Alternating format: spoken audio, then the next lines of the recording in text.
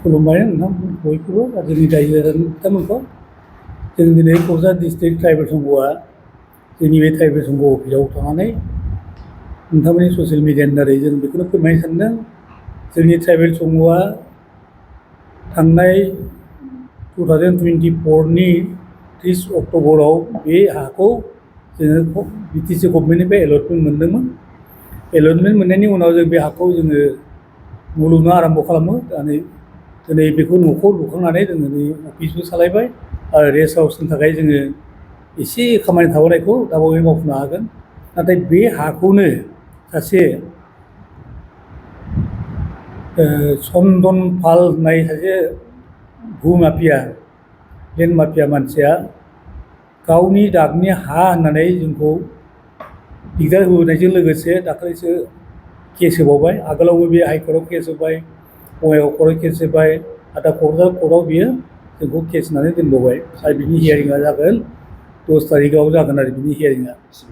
दिनै खोथाया जाबाय मा, जोंनि बे दाग नाम्बाराव बे हाखौ बिटिसि गभर्नमेन्टआ कास्ट लेन्ड होननानै ट्राइबेल संघनो 2 बिघा 2 काटा 15 लेसा होदों। बे हाखौ जों मोनखांनायनि उनाव बियो माबोरै गावनि हा होननानै दाबि खालामनो हायो? जों बिनि थाखायनो दिनै मोनसे केस होबावबाय। बे केसआ जोंनि ट्राइबेलनि सायाव मेन्टेलि साप्रेस खालामनाय, नानानथा असुबिदा, नानानथा अभियोग नंखाय माबा खालामनानै जोंखौ लाजि फोनांनानै बे जोंखौ केस होनायखाय मानसिफोरनि सिगाङाव जोंखौ दिन्थिनायखाय जोङो माने बे हाखौ इलिगेल लादों बा नंखाय होननानै बियो जोंखौ प्रमान होनो थांनायाव जों दिनै बेखौ सैज' हायैनि बिनि थाखाय ट्राइबेल SC ST एट्र'सिटि एक्ट बेखौ जोङो दिनै केस होनाय जाबाय थानायाव। जों बे थानायाव केस होनायखौ जों कपि एसपिनो हरबाय, एसपिजों रायज्लायना फैबाय, डिसिनो होबाय, डिसिनोबो रायज्लायना फैबाय। आरो दिनै जोङो बे हाखौ जोंनि होननानै जों मोजाङै मिथिथारगौ, जिहेतु बिनि दाग नाम्बार बे नङा। जोंनि दाग नाम्बारा गभर्नमेन्टनिफ्राय होनाया 666। जोंनो 2 बिघा 2 काटा 15 लेसा होनायनि उनावबो बाखि एसे हा थाबावनाय दङ 3 बिघा फुरा। बे 3 बिघाखौ माखासे दरखास्त'कारिफ्रा जोंनि मानसिफोरनो दरखास्त होनानै दंखायो, बेखौ एलटमेन्ट मोनथ'वाखै। नाथाय बे हाखौबो बियो गावनि होननानै दाखालिसो पस्ट गायनो थाखाय हाखर जावफैदोंमोन बे भुमाफियाया। बेवहाय जोङो बयबो नुनानै बयबो ज' फैनानै जोंनि ब्रह्म, बाथौ आरो खृष्टान वेलफेयारनि मानसिफोर फैनानै बे हाखौ जों पुलिस लानानै हाखर जावनायखौ बन्द' खालामनो हादों। बिनिफ्राय थांदों। आरो बिनि अखानायै मा खालामदों, बे कनक्रिट पस्ट 7ता गायना गालांबाय, लहानि पस्ट सिमेन्टजों गायना गालांबाय। बेखौ जों पुलिस लिंहरनानै पुलिसनि दारै बे समाव मन्दलाबो फैदों, सार्कोल अफिसार फैनो हायाखै। बेखौ जोङो पुलिस आरो जों ज' जानानै आरो मन्दलखौ लानानै बे खामानिखौ जों बिनिखौ बन्द' खालामना होदों। मानो होनबा मन्दला बुजायबाय बे हाया नोंनि नङा। बे ट्राइबेल संघनो होनाय 2 बिघा 2 काटा 15 लेसा होनायनि उनाव बा आद्रा थानाय खासा बे सरकारि हा, बेवहाय खुनु मानसियानो बिदिनो न' फसंनो हाया, गायसननो हाया बा जेबो खालामनो हाया।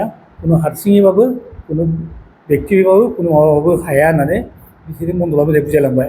बिनि उनाव बे थांबाय, जोंबो फैबाय।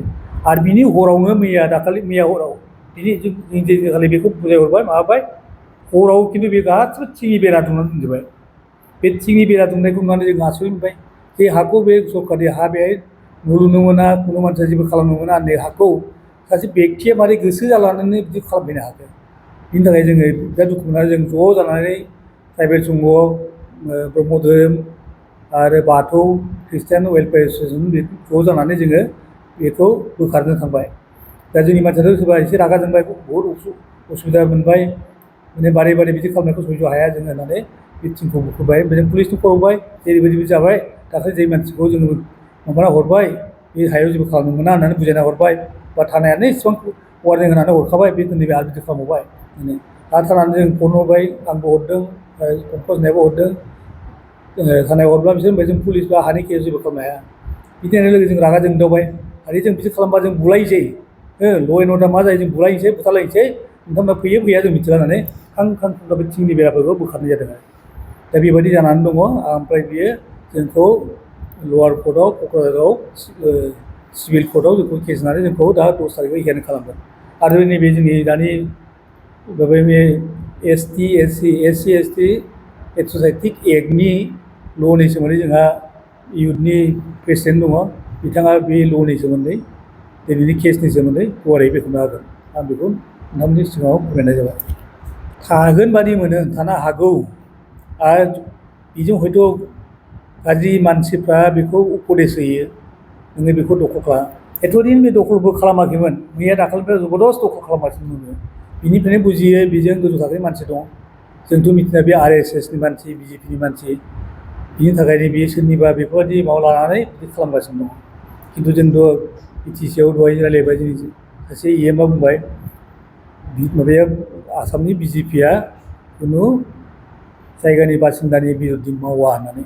थारमाने बे BJPब्लाबो BJPनि मानसिफ्रा बे बासिन्दा जे बे जायगानि बासिन्दाखौनो जों क'क्राझार बुंदों, जोंनि क'क्राझार बासिन्दानि हेंथा जेबो मावा होननानै। दा बेयो बे RSSनि माबा लानानैबो बाहाना लानानै बे खामानिखौ मावगासिनो दं, गावहा मानसि दं होननानै। आरो सोरबा BJPनिबो निस्सय थागोन, आरो बेहा गाज्रि उपदेश होग्रा मानसि थाखागोन, जायनि फलाव बे बेखौ साहस जादों। नङाब्ला बे आगोल जेबो खालामाखैमोन। जोङो बेखौ जेला लुदों होनब्ला एफा एनै नांथाव असुबिदा खालामदोंब्लाबो बे हाखौ बे आवग्रिफैनो हायाखैमोन, आरो जेबो बुङाखैमोन। केसआ दोनदों, हाइकर्टनि केसा जोब्बाय, जायाखिसै, जेबो खालामनो हायाखै, बङाइगावआव होबाय, जेबो जायाखिसै। दा क'क्राझार जों सानैखौ सेक्रेटारि आरो प्रेसिडेन्ट आरो सेक्रेटारिखौ केस होनानै दोनदों। औ, बेहा गावहा दं होननानै बुङो, आरो जोंनि सिगाङाव बियो देखायो। गावनि डाक नाम्बारा 669 669, थारमाने 669। आरो जोंनि बे सेंसन जानाय बा जोंनि माबाया एलटमेन्ट मोननो हाया डाकआ जाबाय 666 जोंना। दा बे 666खौनो बियो गावनि हा होननानै बुङो। अथ'च' गावनि लेखायावनो दङ रोखा रोखा 666आ जोंनि एलटमेन्टनि हा ट्राइबेल संघनि, आरो 669आ गावनि डाक नाम्बार। दा गावनि हाया बहा दं मिथिया, खिन्थु जोंनि हाखौ मानो गावनि होननानै बुङो। आरो बेखौ जों सोंनायाव बे जोंनि माबाया सार्कोल बायदियावबो मा लांफानो जोंखौनो बुजायहोबाय। दा बिथाङा भुल खालामगासिनो दं। 66 हाखौनो 666नि हाखौनो गावनि हा होननानै बिथाङा दाबि खालामगासिनो दं। खिन्थु बिथाङा बिराद भुल खालामगासिनो दं। बे नङा, बे नोंथांमोननि एलटमेन्ट हा, BTC गभर्नमेन्टआ होनाय। जिहेतु बे गभर्नमेन्ट कासआमोन, बेखायनो गभर्नमेन्टआ होदों, आरो बे आद्रा थानाय हाखौ दा गभर्नमेन्टआनो दङ, गभर्नमेन्टनि आखायावनो दङ, गावनि बेल'मोन आरो। क'क्राझार पुलिस स्टेसनावहाय मोनसे FIR हैदों। बे FIRआनो जाहैबाय चन्दन पाल लोगोसे 15 जन, गासै 16 जन आसामिफोरनि एगेन्स्टआवहाय। दा बिसोरखौहाय जों मानो बिदि FIR होनो गोनां जाखो? खारना बेनोदि जोंनो जे BTC गभर्नमेन्टआ थांनाय 2024 मायथाइनि 30 अक्ट'बरावहाय अलरेडि लेन्ड एलटमेन्ट होखाबाय जों क'क्राझार डिस्ट्रिक्ट ट्राइबेल संघनि नामावहाय। दा बे एलटमेन्ट होखानाय हाखौनो लानानै बिथाङा जोंनि ट्राइबेल संघ क'क्राझार डिस्ट्रिक्ट इउनिट, बिनि एगेन्स्टआव फल्स मोनसे टाइटेल सुट केस फाइल खालामदों सिभिल कर्ट सिनियर डिभिजनावहाय। दा बे केसा फल्स हिसाबै बिथाङा जे माखासे गभर्नमेन्ट अफिसियेल स्टाफफोरखौहाय फल्स इनफरमेसन होनानै जे मोनसे नंखाय मेलिसियासलि भेक्सिसियासै बिथाङा केस फाइल खालामदों जों ट्राइबेलनि सायावहाय। शेड्युल ट्राइब, जोङो जे शेड्युल ट्राइबनि मेम्बार, बिनि सायावहाय। दा बे हिसाबै जोंखौहाय मेन्टेलि हेरेसमेन्ट होनाय जादों। बिथाङा जे फल्सलि सिभिल केसानो जा क्रिमिनेल केसानो जा बिदि नंखायै जोंनि सायावहाय ट्राइबेलफोरनि सायावहाय बिदि मेन्टेलि टर्चार खालामनो हाया। बिदि माखासे नंखाय आयेननि माखासे पावारखौ बाहायनानै बिथाङा बेबायदि होनो हाया। बे हिसाबै जोङो prevention of atrocities act schedule tribe and schedule caste 1989 नि प्रभिजन मथे बिथांमोननि एगेन्स्टआव जोङो दिनै क'क्राझार पुलिस स्टेसनावहाय FIR होदों। जों आसा खालामो क'क्राझार थानानिफ्राय जाहाथे आयेन बायदियै बिथांमोनखौहाय मोजाङै नायबिजिरनानै थाबैनो लिगेल स्टेपखौहाय लायो।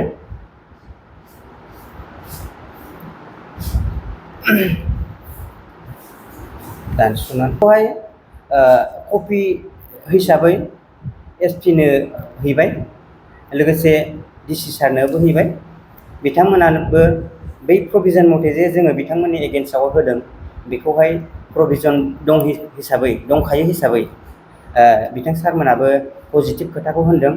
जों आसा खालामदों जाहाथे बै जों शेड्युल ट्राइबनि मेम्बार हिसाबै जाहाथे बै prevention of atrocities act 1989 schedule tribe and schedule कास्टनि बेनि प्रभिजननि न्यायखौ जाहाथे जों मोनो बेखौ जोङो आसा थाबाय। बेखिनि schedule caste and schedule tribe prevention of atrocities act 1989 नि एक्टनि मथे क्लज पि आवहाय जिखुनु गाज्रि नोजोर बा सहायथावै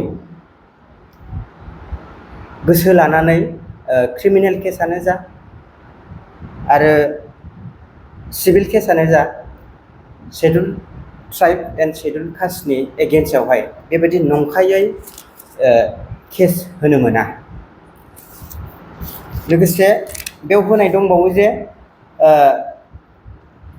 बेवहाय गभर्नमेन्टनि स्टाफफोरखौहाय नंखाय इनफरमेसन होनानै बिथाङा लफुल पावार बाहायनानै बिथाङा जे शेड्युल कास्ट एन्ड शेड्युल ट्राइबनि एगेन्स्टआवहाय माखासे गोसोआव आघात होनाय, डिसरेसपेक्ट होनाय बेबायदि खालामनो मोना। बे सेक्सन किउ साब क्लज किउ सेक्सन 3 साब क्लज किउ मथे बेजों लोगोसे बिए मथे नन ट्राइबेल मानसिया एसटि एससिनि सायावहाय जिखुनु प्रपार्टि बिथांमोननि जे मान सन्मान बेफोरखौहाय बिथांमोना हानि खालामनो मोना। बैफोर प्रभिजनखौनो लानानै जोङो बिथांमोन गासै 16 सा बिथांमोना जोंनि सायाव जे सिभिल सुइट केस फाइल खालामदों बिथांमोननि एगेन्स्टआव जोङो दा नैबे प्रभिजन मथेनो जोङो एफआइआरखौहाय दिनै होनाय जाबाय। जोङो सिजेम कर्टसिम थांगोन, सिजेम कर्टआवहाय बेखौहाय कमप्लेन केस फाइल खालामगोन। जों बेखौहाय सानबा बा सप्तासे नेगोन।